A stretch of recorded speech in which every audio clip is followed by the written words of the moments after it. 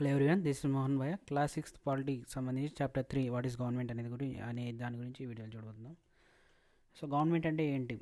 So you must have heard the word government mention in several times. In this chapter you will learn about what a government and is and what role it plays in our lives. So government అంటే ఏంటి, అసలు మన లైఫ్స్లో government అనేది ఏ role play చేస్తుంది, important role అని చెప్పేసి ఈ చాప్టర్లో చూద్దాం.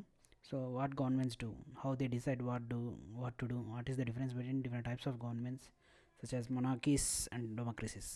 సో గవర్నమెంట్ అంటే ఏంటి, గవర్నమెంట్ ఏం పని చేస్తుంది, వాటి డెసిషన్స్ ఏ విధంగా తీసుకుంటుంది, అలాగే గవర్నమెంట్ డిఫరెంట్ టైప్స్ ఎలా ఉంటాయి, దాంట్లో మెయిన్గా మొనార్కీ డెమోక్రసీ అంటే ఏంటి ఈ చాప్టర్లో చూడబోతున్నాం అనమాట. So here the paper headlines అనమాట కొన్ని. So like governments are to protect right of unorganised workers. So government unorganised workers యొక్క రైట్స్ని ప్రొటెక్ట్ చేయాలని చెప్తున్నాను. అలాగే detail plan to tackle floods soon. Government ఫ్లడ్స్ని ట్యాకిల్ చేయడానికి డీటెయిల్ ప్లాన్ ఇస్తుందని చెప్పి. Next government fixes price of onions, says no shortage in the market. So onions price government fix చేసిందని మార్కెట్లో షార్టేజ్ లేదని చెప్పింది. ఇంకో పేపర్ క్లిప్పింగ్ వచ్చి supreme court can have 5 more judges. So government చెప్తుంది సుప్రీంకోర్టు ఇంకా 5 జడ్జెస్ ఎక్కువ పెట్టవచ్చు అని చెప్పేసి. Next government for revamping coal and power sector. Next 15,000 villages declare scarcity hit by government. So government scarcity hit అని చెప్పేసి 15,000 విలేజెస్ని declare చేసిందనమాట. సో ఇవన్నీ paper clippings, paper headlines. So వాటి గురించి ఇచ్చారనమాట. So every country needs a government to make decisions and get things done. So ప్రతి కంట్రీకి ఒక గవర్నమెంట్ అనేది అవసరం అవుతుంది. దాన్ని పీపుల్ యొక్క పల్సన్ బట్టి డెసిషన్స్ తీసుకొని వాటిని చేయడానికి. So these can be decisions about where to build roads and schools. So ఈ డెసిషన్స్ స్కూల్స్ రోడ్స్ను బిల్డ్ చేయడము, అలాగే ఆనియన్ ప్రైసెస్ని తగ్గించడము. ఎప్పుడైతే ఆనియన్ ప్రైసెస్ కానీ వెజిటేబుల్స్ కానీ ఎక్కువ అయినప్పుడు, డిమాండ్ ఎక్కువ ఉన్నప్పుడు, సో ప్రైజెస్ ఎక్కువ పోకున్నట్ల వాటిని రెడ్యూస్ చేయడం, ఇదంతా గవర్నమెంట్ పని. The government also take action on many social issues. వేరే సోషల్ ఇష్యూస్ పైన కూడా గవర్నమెంట్ యాక్షన్ తీసుకుంటుంది. ఎగ్జాంపుల్కి సెవరల్ ప్రోగ్రెమ్స్ పని ఇంప్లిమెంట్ చేస్తుంది పావర్టీని ఎరాడికేట్ చేయడానికి, అలాగే పూర్ పీపుల్ని హెల్ప్ చేయడానికి. It does the other important things such as running postal and railway services. So postal railway transport services కూడా గవర్నమెంట్ నడుపుతుంది అనమాట. So the government also has the job of protecting the boundaries of the country. So government country బార్డర్స్ని protect చేస్తుంది, అలాగే other కంట్రీస్తో peaceful relations maintain చేస్తుంది. It is responsible for ensuring that all its citizens have enough to eat and have good health facilities. Government అలాగే అన్ని citizens అందరికి కూడా food provide చేయాలన్నమాట. అంటే గ్రెయిన్ స్టోరేజ్ కానీ వీటన్నిటిపైన గుడ్ హెల్త్ ఫెసిలిటీస్ పైన ఫోకస్ చేస్తుంది. When there are natural disasters like tsunami or earthquake, it is government that mainly organizes aid and assistance for the affected people. So ఎప్పుడైతే floods, earthquakes, tsunamis వస్తాయో, natural disasters, ఆ టైంలో government aid చేస్తుంది పీపుల్కి, అలాగే వాళ్ళకి కావాల్సిన అసిస్టెన్స్ని ప్రొవైడ్ చేస్తుంది. If there is a dispute or if someone has committed a crime, you find people in a court. Courts are also part of the government. So ఏదైనా డిస్ప్యూట్ ఉంది అనుకో, సివిల్ ఆర్ క్రిమినల్ డిస్ప్యూట్స్ ఇవన్నీ కూడా కోర్టుకి వెళ్ళాల్సి వస్తుంది. Court కూడా గవర్నమెంట్లో ఒక ఆర్గన్ అనమాట. So perhaps you are wondering how governments manage to do all this and why it is necessary for them to do so. When human beings live and work together, there needs to be some amount of organization so that decision can be made. So మీరు అంటే government ఎలా తీసుకుంటుంది decisions అని wonder అవుతుంటారు. So ఇది చాలా necessary అనమాట. Human beings అందరూ కూడా టుగెదర్గా వర్క్ చేసి వాళ్ళు బతకడానికి, అంటే కలిసి జీవించడానికి, బతకడానికి ఈ ఆర్గనైజేషన్స్ అనే అవసరం అయితే డెసిషన్స్ తీసుకోవడానికి. సో గవర్నమెంట్కి కొన్ని అదర్ ఇన్స్టిట్యూషన్స్ ఉన్నాయి, like supreme court, Indian railways, Bharat petroleum, ఇవన్నీ కూడా government public facilities, public property. So some rules have to be made that apply to everyone. For example, there is a need to control resources and protect the territory of a country so people can feel secure. Governments do this on behalf of their people by exercising leadership, taking decisions and implementing these among all the people living in their territory. So country పీస్ఫుల్గా ఉండాలన్నా, ఒక కంట్రీలో investment జరగాలన్నా, country development జరగాలన్నా కానీ అక్కడ war లాంటి situations కాకుండా పీస్ అనేది ఆ కంట్రీలో ఎస్టాబ్లిష్ చేయాలి. సో పీస్ ఉండాలంటే కంట్రీస్ బార్డర్స్ ప్రొటెక్ట్ చేసుకుంటుండాలి, కంట్రీస్ బార్డర్స్ స్ట్రాంగ్ ఉండాలి. ఎనిమి కంటే ఎక్కువగా మన దగ్గర టాక్టికల్ మెథడ్స్ కానీ వెపన్స్ కానీ ఇవన్నీ కూడా ఉండాలి. సో ఎప్పుడైతే మన కంట్రీ ప్రొటెక్టివ్గా సేఫ్గా ఉంటుందో అప్పుడు మనకి పీస్ అనేది ఎస్టాబ్లిష్ అవుతుంది, దాని ద్వారా డెవలప్మెంట్ అనేది ఉంటుందన్నమాట. సో ఇవన్నీ కూడా లీడర్షిప్ డెసిషన్ తీసుకుంటుంది పీపుల్ బిహాఫ్గా, పీపుల్ ఎన్నుకున్న లీడర్షిప్ డెసిషన్స్ తీసుకుంటుంది. సో లెవెల్స్ ఆఫ్ గవర్నమెంట్ చూస్తే మనకి that government is responsible for so many different things. You can think of it how it manages to all this. The government works at different levels. So మనకి government different లెవెల్స్లో work చేస్తుంది, local లెవెల్లో, అలాగే state లెవెల్లో and national లెవెల్లో. So national లెవెల్లో ఉంటే దాన్ని సెంట్రల్ గవర్నమెంట్ అంటాం, స్టేట్ లెవెల్లో స్టేట్ గవర్నమెంట్, లోకల్ లెవెల్లోనే local government. So local government మనకి విలేజెస్లో చూస్తే విలేజ్ పంచాయత్స్, టౌన్స్లో చూస్తే మనకి మున్సిపాలిటీస్, మున్సిపల్ కార్పొరేషన్స్ ఉంటాయి. Local means in your village, town or at the state level would means which is state covers an entire state like Haryana or Assam, and the national level refers to the entire country. So national level అంటే entire country. So ఇదంతా చూస్తే national level government. అదే state level చూసుకుంటే particular state government. ఆ particular state గవర్నమెంట్లో districts ఉంటాయి, ఆ డిస్ట్రిక్ట్స్లో మళ్ళీ టౌన్స్ ఉంటాయి, మెయిన్ టౌన్స్లోన మళ్ళీ మండల్స్లోన తాలూకాస్లోన విలేజెస్ ఉంటాయి. సో ఇవన్నీ కూడా లోకల్ గవర్నమెంట్. మున్సిపాలిటీస్, పంచాయత్స్ ఇవన్నీ కూడా లోకల్ గవర్నమెంట్. స్టేట్ లెవెల్లో ఉండేది స్టేట్ గవర్నమెంట్, సెంట్రల్ లెవెల్లో ఉండేది సెంట్రల్ గవర్నమెంట్.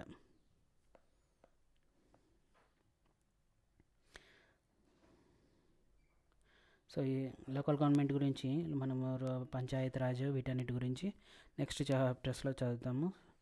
సో ఇది how governments function at the state and central levels గురించి చూద్దాం అనమాట. So law and the government చూస్తే government makes laws and every one who lives in the country has to follow this.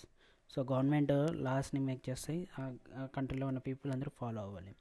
This is the only way governments can function. Just like the government has the power to make decisions, similarly it has the power to enforce it decisions. For example, there is a law that says that all persons driving A motor vehicle must have a license. Any person caught driving a vehicle without a license can either be jailed or fined a large sum of money. Without these laws, government's power to take major decisions not much of use. So ఇండియాలో ఉన్న అందరికి కూడా ఎవరైతే vehicle use చేస్తున్నారో వాళ్ళందరికీ licence ఉండాలి. So licence లేకపోతే vehicle drive చేయని వాళ్ళు కూడా డ్రైవ్ చేసి వేరే వాళ్ళకి ప్రమాదమే కాకున్నట్ల వాళ్ళ వెహికల్ వేరే వాళ్ళకి కూడా తగిలి వాళ్ళు కూడా ప్రాణాలకి అన్సేఫ్ కాబట్టి సో వాళ్ళకి డ్రైవింగ్ లైసెన్స్ ఉండాలి. అందరూ లర్న్డ్ డ్రైవర్సే ఉండాలని చెప్పేసి లైసెన్స్ అనేది కంపల్సరీగా చేసిందనమాట. సో ఎవరైతే ఈ లాస్ని ఫాలో కాకరో ఈ డ్రైవింగ్ లైసెన్స్ని కంపల్సరీ చేసే ఒక గవర్నమెంట్ కావాలి, యాజ్ గవర్నమెంట్ డెసిషన్ తీసుకుంటుంది అనమాట. అంటే అబౌవ్ 18 years ఉన్న పిల్లలందరూ కూడా వాళ్ళకి డ్రైవింగ్ వెహికల్ లైసెన్స్ ఇవ్వచ్చు అని చెప్పేసి ఒక పాలసీని ఫామ్ చేస్తుంది అనమాట. సో ఇది గవర్నమెంట్ వర్క్. ఒకవేళ ఈ గవర్నమెంట్ గవర్నమెంట్స్ పవర్ డెసిషన్ తీసుకోకపోతే సో విచ్చలవిడిగా ట్రాఫిక్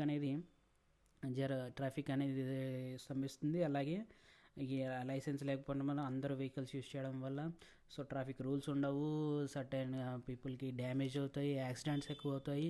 సో దానివల్ల లైఫ్ లాస్ అవుతుంది, మనకి ప్రాపర్టీస్ డ్యామేజ్ అవుతాయి, రోడ్డు కన్స్ట్రక్షన్స్ సరిగా ఉండవు.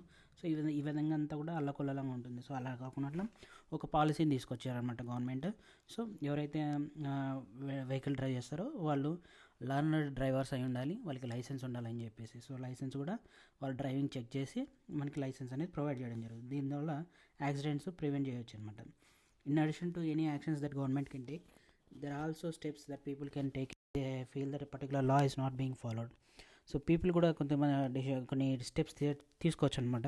సో పర్టికులర్ లా ఫాలో అవ్వట్లేదు అని చెప్పి. If a person feels for example that they are not hired for a job because of their religion or caste, he or she may approach the court and claim that law is not being followed. So particular religion వాళ్ళు కానీ particular క్యాస్ట్కి సంబంధించి వాళ్ళని caste బేస్డ్గా job ఇవ్వలేదని చెప్పేసి వాళ్ళు కోర్టుకి వెళ్ళొచ్చు. ఈ విధంగా వాళ్ళను బేస్డ్ ఆన్ క్యాస్ట్ డిస్క్రిమినేట్ చేశారని చెప్పేసి జాబ్ ప్రొవైడ్ అని చెప్పి కోర్టుకి వెళ్ళొచ్చు అనమాట. So court can give orders what should be done according to law. So law base చేసుకొని ఏం చేయాలని చెప్పేసి కోర్టు ఆర్డర్స్ ప్రొవైడ్ చేస్తుంది. నెక్స్ట్ టైప్స్ ఆఫ్ గవర్నమెంట్ చూస్తే who gives the government this power to make decisions and enforce laws. అసలు ఎవరు power ఇస్తారు government అని చెప్తున్నాము. సో గవర్నమెంట్లో మనకి మినిస్టర్స్ వీళ్ళందరూ ఉంటారు, కౌన్సిల్ ఆఫ్ మెంబర్స్. సో వీళ్ళకి ఎవరు ఇస్తారో పవర్ అని చెప్పేసి చూస్తాం. So in democracy it is the people. So democracy అయితే పీపుల్ ఓట్ చేస్తారు, వాళ్ళ రిప్రజెంటేటివ్ని ఎన్నుకుంటారు. సో గవర్నమెంట్లో మన డెమోక్రసీలో కూడా 2 types ఉంటాయి. One is direct democracy, indirect democracy. So indirect democracy అంటే పీపుల్ ఒక కాన్స్టిట్యూషన్స్కి సంబంధించి ఒక రీజన్కి సంబంధించి ఒక కాన్స్టిట్యూషన్ని ప్రొవైడ్ చేసి ఆ కాన్స్టిట్యూషన్కి ఒక రిప్రజెంటేటివ్ని ఎన్నుకుంటారు. ఆ రిప్రజెంటేటివ్ ఈ పీపుల్ తరపున రిప్రజెంట్ చేస్తుంటారు అనమాట, అసెంబ్లీస్లో కానీ పార్లమెంట్లో కానీ. They do this through elections in which they vote for particular persons and elect them. Once elected, these persons form the government. In a democracy, the government has to explain its actions and defend its decision to the people. So కాన్స్టిట్యుయెన్సీకి ఒక మెంబర్గా ఎన్నుకొని వీళ్ళంతా కూడా ఎన్నుకున్న వాళ్ళంతా కూడా elected persons అంతా కూడా ఫామ్ అయ్యి ఒక గవర్నమెంట్ ఫామ్ చేస్తారనమాట. సో ఇది డెమోక్రసీ అనమాట. So another form of government చూస్తే మొనార్కీ అంటాం దాని మొనార్క్ అంటే కింగ్. సో కింగ్ మళ్ళీ ఈ మొనార్కీలో ఎలా ఉంటుందంటే లీగసీ పైన ఉంటాయి, వాళ్ళ హెరిటేజ్ అనేది కూడా లెజిటిగా వాళ్ళ నెక్స్ట్ జనరేషన్స్కి వెళ్ళాలని అనేది ఈ మొనార్క్ అనేది. మొనార్క్ అంటే ఒక కింగ్ ఆర్ క్వీన్ ఉంటుంది, వాళ్ళకి దగ్గర పవర్ ఉంటుంది.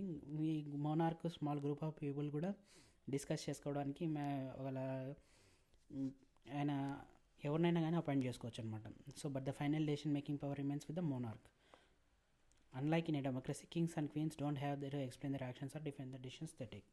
సో అందులో డెమోక్రసీలో అయితే వాళ్ళు తీసుకునే యాక్షన్స్, గవర్నమెంట్ తీసుకునే పాలసీస్, ఏదైనా బిల్ పాస్ చేసినా కానీ వాళ్ళు పీపుల్కి తెలియజేయాలన్నమాట. They are answerable to the people. So ఇక్కడ మొనార్కీలో కింగ్ అవసరం లేదు, ఆయన తీసుకునే డెసిషన్స్ ఎవరికి ఎక్స్ప్లెయిన్ చేయాల్సిన అవసరం లేదు. అసలు తీసుకున్న డెసిషన్ ఎందుకు తీసుకున్నారని చెప్పేసి కూడా ఎవరికి ఎక్స్ప్లెయిన్ చేయాల్సిన అవసరం లేదు. That's the power of the king. Next democratic governments చూస్తే ఇండియా అనేది ఒక డెమోక్రటిక్ గవర్నమెంట్, ఇండియాలో డెమోక్రసీ ఫాలో అవుతారు. సో ఈ అచీవ్మెంట్ అనేది జస్ట్ అలా రాలేదు. ఈ అచీవ్మెంట్ అనేది ఇండియన్ పీపుల్ ఫ్రీడమ్ కోసం స్ట్రగుల్ ద్వారానే మనకి ఈరోజు ఇండియన్ డెమోక్రసీ అనేది వచ్చింది. There are other places in the world where people have struggle to have democracies. ఇండియాలో మాత్రమే కాదు, ఈ విధంగా డెమోక్రసీ కోసం చాలా చోట్ల కూడా స్ట్రగుల్ మూమెంట్స్, ఫ్రీడమ్ మూమెంట్స్ అనేవి కూడా జరిగాయి అనమాట. You know that main feature of a democracy is that people have the power to elect their leaders. So democracy కోసం ఎందుకు ఫైట్ చేస్తున్నారు డిఫరెంట్గా అంటే ఇక్కడ ఒక పర్సన్కి, ఒక ఫ్యామిలీకి మాత్రమే పవర్, మొనార్కీలో లాగా పవర్ ఉండకుండా మొత్తం కంట్రీలో ఉన్న పీపుల్ అందరికి పవర్ ఉంటుంది. సో విత్ ద కంట్రీలో పీపుల్ అందరూ కూడా పర్టికులర్ గవర్నమెంట్ కరప్ట్ అని వాళ్ళు డిసైడ్ అయితే వాళ్ళు చేసిన యాక్షన్స్ని బట్టి, వాళ్ళు తీసుకున్న పాలసీస్ని బట్టి ప్రీవియస్ గవర్నమెంట్ వర్క్ చేసిందా లేదని చెప్పి నెక్స్ట్ ఎలక్షన్స్లో వాళ్ళు ఓటింగ్ ద్వారా వాళ్ళ ఒపీనియన్ తెలియజేస్తారు. అదే మోనార్కీలో అయితే అలాంటిది ఏం లేదు. ఎన్ని సంవత్సరాలైనా కింగ్ బతుకున్నంత వరకు ఆయనే కింగ్, ఆయన తీసుకునే డెసిషన్సే ఫాలో అవ్వాల్సి వస్తుంది కంట్రీ మొత్తం. సో డెమోక్రసీలో ఆ ప్రాబ్లం ఉండదు కాబట్టి people mostly prefer democracies in the world. So in essence of democracy is rule by the people. The basic idea is that people rule themselves by participating in the making of these rules. So democratic governments in our times are usually refer to as representative democracies. So మన టైంలో ఉన్న అన్నిటిని కూడా representative democracies అని చెప్తారు. ఎందుకంటే particular కాన్స్టిట్యూయన్స్కి ఒక ఎమ్మెల్యేగా రిప్రజెంటేటివ్ ఆర్ ఎంపీగా రిప్రజెంటేటివ్ని ఎలెక్ట్ చేసుకుంటున్నాం కాబట్టి representative democracy. People don't participate డైరెక్ట్గా పీపుల్ అసెంబ్లీకి వెళ్ళారనమాట. Instead choose the representative through an election process. These representatives meet and make decisions for the entire population. These days a government cannot call itself democratic unless it allows what is known as universal adult friendship. This means that all adults in the country are allowed to vote. So ఒక కంట్రీలో democracy ఉందని చెప్పడానికి main ఎలా అంటే, so ఏ కంట్రీలో అయితే people అందరూ కూడా పర్టికులర్ ఎలిజిబిలిటీ ద్వారా అంటే పర్టికులర్ అడల్ట్ అందరూ కూడా ఓటు వేయడానికి యూనివర్సల్ అడల్ట్ ఫ్రాంచైజ్ అనేది ఉంటుందో, అడల్ట్ అంటే ఇక్కడ మనకి యూనివర్సల్ అంటే అందరూ అని, యూనివర్స్ మొత్తం అంటే అందరూ అడల్ట్ పెద్దవాళ్ళు, ఫ్రాంచైజ్ రైట్ టు ఓట్ అనేది franchise meaning right to vote. So ఈ యూనివర్సల్ అడల్ట్ ఫ్రాంచైజ్ ఏ కంట్రీలో అయితే ఉంటుందో అది డెమోక్రటిక్గా ఉంటుంది. సో ఈ ఫ్రాంచైజ్ అనేది అంటే ఈ ఓటింగ్ రైట్స్ కోసము అందరికీ రాలేదనమాట ముందుగానే. అంటే మనకి యూఎస్ఏ, యూరోప్ వీళ్ళంతా కూడా ఉమెన్కి, పూర్ పీపుల్కి ఫస్ట్లో పార్టిసిపేషన్ ఓటింగ్ రైట్స్ అని ఉండేవి కాదు, వాళ్ళు పార్టిసిపేట్ చేసేవాళ్ళు కాదు డెమోక్రటిక్ గవర్నమెంట్ ఫామ్ చేసేయడంలో. సో తర్వాత సెకండ్ వరల్డ్ వార్లో, ఫస్ట్ వరల్డ్ వార్లో ఇది జరిగింది. This movement is called women suffrage movement as they right to vote during the war. So first world war జరిగినప్పుడు మనకి కూడా ఓటింగ్ ఉందని చెప్పి ఉమెన్ స్టెప్ తీసుకున్నారు. ఎందుకంటే ఏదైతే వార్ జరిగిందో మెన్ వాళ్ళందరూ ఫైటింగ్కి వెళ్ళారు. ఉన్న మెన్ అంతా కూడా బార్డర్స్ ప్రొటెక్ట్ చేసుకోవడానికి మొత్తం కంట్రీస్ని వదిలి కంట్రీ బార్డర్స్లో ఉంటే, సో కంట్రీని రన్ చేసింది ఉమెన్ అనమాట. సో మెయిన్ జాబ్స్, ఫ్యామిలీని టేక్ కేర్ చేసుకోవడం కానీ మిగతా యాక్టివిటీస్ అన్నీ చేసింది కూడా ఉమెన్. సో ఉమెన్ కూడా వర్క్ చేయగలరు చెప్పి వాళ్ళకి తెలిసింది. సో తర్వాత వాళ్ళకి కూడా ఈక్వల్ రైట్స్ ఉండాలని చెప్పేసి, వాళ్ళు కూడా పార్టిసిపేషన్ ఉండాలని చెప్పేసి ఈ రైటింగ్ మూమెంట్ అనేది, ఓటింగ్ మూమెంట్ అనేది వాళ్ళకి కూడా నేను చెప్పేసి ఉమెన్ సఫరేజ్ మూమెంట్ అంటారు దాన్ని. ఉమెన్స్కి ఓటింగ్ రైట్స్ ఉండే మూమెంట్. సో ఈ మూమెంట్ని స్టార్ట్ చేశారు. సో మెనీ ఉమెన్ ఆర్గనైజ్ చేశారనమాట. డిఫరెంట్ కైండ్స్ ఆఫ్ వర్క్స్ని కూడా చేశారు. So when people saw this they began to wonder why they had created so unfair stereotypes. So ఎప్పుడైతే వాళ్ళ వారికి అందరూ మెన్ వెళ్ళారో, సో స్టేట్ని రన్ చేయడం కానీ, మెన్ ఫ్యామిలీస్ని రన్ చేయడం కానీ, అలాగే మొత్తం ఈ ఉమెనే చూసుకున్నారు. సో వాళ్ళకి అర్థమైంది వాళ్ళు ఆ పనులు వాళ్ళు కూడా చేయరని చెప్పేసి. ఇన్ని రోజులు వాళ్ళు స్టీరియోటైప్గా ఉన్నారు, అంటే ఉమెన్ పర్టికులర్గా హౌస్ హోల్డ్ వర్క్స్ చేయాలని చెప్పేసి స్టీరియోటైప్ నుంచి వాళ్ళు బయటికి రావడం ద్వారా సో వాళ్ళకి ఈ ఓటింగ్ రైట్స్ అనేది వాటి విలువ గురించి, ఈక్వాలిటీ గురించి వాళ్ళకి ఎక్స్పీరియన్స్ అయ్యారు. సో మేము ఈ వర్క్ చేయడం ద్వారా మేము ఎందుకు ఇంకా తక్కువగా ఉండాలని చెప్పేసి వాళ్ళు కూడా మొత్తం ఆర్గనైజ్ చేసేసి వాళ్ళు కూడా ప్రొటెస్ట్ అనేది స్టార్ట్ చేస్తారు. So the suffragettes demanded the right to vote for all women and get to their demand. So అందరూ ఒక ఉమెన్ సఫ్రేజ్ మూమెంట్ని తీసుకొచ్చారనమాట. సో అందరూ ఉమెన్ డిమాండ్ చేసేది, సో మెన్తో పాటు ఈక్వల్గా వర్క్ చేయగలం, వాళ్ళు వారికి వెళ్తే మేము కూడా చేయగలం అని చెప్పేసి, సో మాకు కూడా డెసిషన్స్ రైట్ ఉందని చెప్పి సో ఓటింగ్ రైట్ ఇవ్వాలని చెప్పారు. So many suffragettes were imprisoned and went on hunger strikes. So అలా వాళ్ళు గవర్నమెంట్కి అగేన్స్ట్గా మూమెంట్ చేశారు కాబట్టి చాలామందిని అరెస్ట్ చేశారు, కొంతమంది హంగర్ స్ట్రైక్ చేశారు. అలాగే they had be fed by force. So force ద్వారా స్ట్రగుల్ ద్వారా వాళ్ళని యాక్షన్ కూడా తీసుకున్నారు వాళ్ళపైన. So American women got the right to vote in 1920. First American ఉమెన్కి 1920లో రైటింగ్ ఓట్ వచ్చింది. తర్వాత యూకేలో కూడా వచ్చింది 1928లో కొన్ని టర్మ్స్ పైన. But it was not always like this. This can be believed that there was time when governments don't allow women and the poor to participate in elections. So ఒకప్పుడు అసలు women poor పీపుల్కి rights లేదు, only educated rich people మాత్రమే, men educated rich men మాత్రమే ఓటేసేవాళ్ళు. So తర్వాత ఈ suffrage movements వచ్చాయి. సో అందరికీ ఓటింగ్ రైట్స్ ఉండాలని చెప్పేసి సో అప్పటి నుంచి ఓటింగ్ రైట్ అనేది వచ్చాయి. In the earliest forms the government allowed only men who owned property and are educated to vote. This meant that women, the poor, the propertyless and are uneducated were not allowed to vote. The country was governed by the rules and regulations that these few men made. Only educated men మాత్రమే, rich educated men మాత్రమే ఓటేసేవాళ్ళు. So వాళ్ళు మాత్రమే decisions తీసుకునేవాళ్ళు. So తర్వాత in India before independence only small minority was allowed to vote. So ఇండియాలో అయితే independence ముందు స్మాల్ మైనారిటీ పీపుల్ మాత్రమే ఓటింగ్కి అలౌ చేసేవాళ్ళు. They therefore came together to determine the fate of the majority. So వాళ్ళు మెజారిటీని డిటర్మైన్ చేసేవాళ్ళు. So several people including Gandhiji were shocked at the unfairness of the practice and demanded that all adults have the right to vote. This is known as universal adult franchise. So Gandhiji వాళ్ళు several freedom fighters కూడా దీనికి అగేనెస్ట్గా వెళ్ళారనమాట. So only certain people, కొంతమందికి rich educated ఫ్యామిలీస్కి మాత్రమే voting right ఇస్తే, majority of people ఏదైతే అన్ఎడ్యుకేటెడ్గా, పూర్గా, middle క్లాస్గా ఉన్నారో వాళ్ళని వీళ్ళు ఎలా డిసైడ్ చేస్తారని చెప్పేసి వీళ్ళందరికీ యూనివర్సల్ అడల్ట్ ఫ్రాంచైజ్ ఉంది ఇదే అని చెప్పేసి రైట్ టు ఓట్ అనే మూమెంట్ తీసుకొచ్చారు. దాని ద్వారానే యూనివర్సల్ అడల్ట్ ఫ్రాంచైజ్ వచ్చింది. Writing in the journal young India in 1931, Gandhi said, I cannot possibly bear the idea that a man who has got wealth should have the vote. So young India అనే జర్నల్లో రాశారనమాట Gandhiji. So ఈ idea ఏదైతే ఉందో educated wealth men మాత్రమే vote వేయాలని దీనికి అంగీకరించను అని చెప్పేసి చెప్పాడు. So but that a man who has got character but no wealth and or literacy should have no vote. So ఎవరైతే క్యారెక్టర్ ఉందో, ఎవరైతే నిజాయితీగా ఉంటారో, వాళ్ళకి డబ్బులు లేకపోయినా, చదువు లేకపోయినా వాళ్ళకి ఓటేసే హక్కు ఉండాలి. అలాగే ఎవరైతే హానెస్ట్గా వర్క్ చేస్తారో, వాళ్ళు కష్టపడి వాళ్ళ చెమట వచ్చి పని చేస్తారో వాళ్ళకి కూడా ఉండాలి రైటింగ్ ఓట్స్ అని చెప్పేసి ఆయన జర్నల్లో రాశారనమాట. సో మనకి ఇండిపెండెన్స్ వచ్చిన తర్వాత right to vote universal adult franchise అందరికి ఇచ్చారనమాట. సో అందరికీ కూడా ఎవరికైతే ఓటర్ ఐడి కార్డు ఉంటుందో వాళ్ళందరూ కూడా ఓటు వేయించారనమాట అకార్డింగ్ టు ఇండియా. నెక్స్ట్ వీడియోలో నెక్స్ట్ చాప్టర్తో మళ్ళీ కలుస్తాం. Thanks for watching. Do subscribe to my channel.